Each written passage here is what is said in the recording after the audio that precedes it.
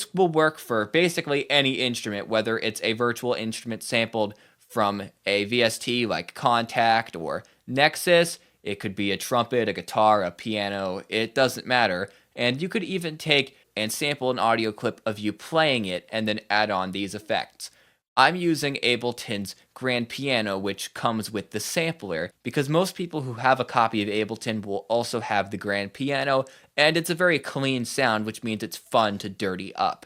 If you enjoy this style of music, be sure to check out our Hip Hop in Motion course by David Heartbreak, which is coming out soon. And in the description box below, we'll have a link where you can download the full Ableton project file. So, I've got Ableton's grandpiano loaded up, and I sketched out this little melody right here.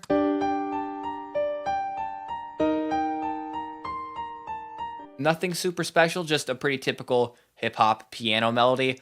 But one thing you might be able to notice is that it has a very stilted sound to it. This is because every note is playing at the exact same velocity and the exact same volume. You can see that all of the velocity values are at 100.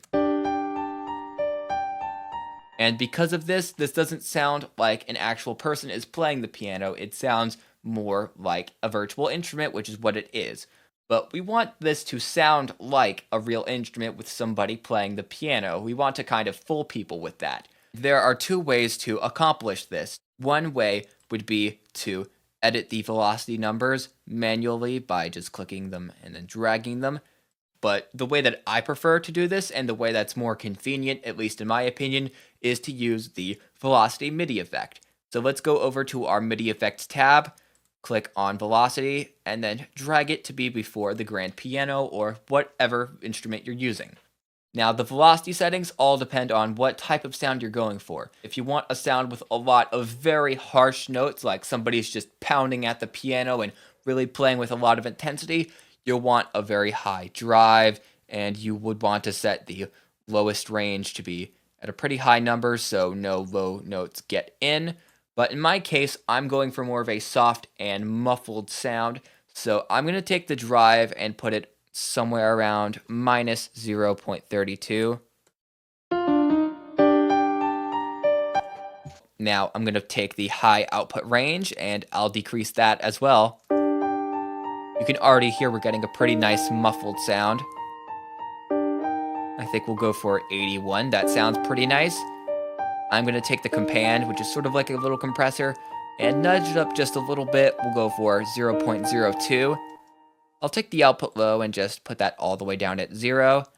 And I'm going to take the input range and I'll set that to be at 81.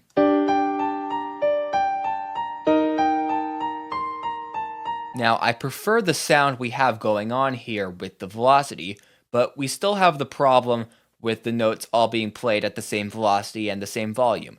But to fix this, we're going to take the random knob and we're going to increase that so we have notes playing at random velocities. And because we tweaked the settings for the other knobs, we're going to have sort of a controlled randomness where the notes will play lower and they'll play higher, but they'll never get too high, and we're never going to have any super loud peaks.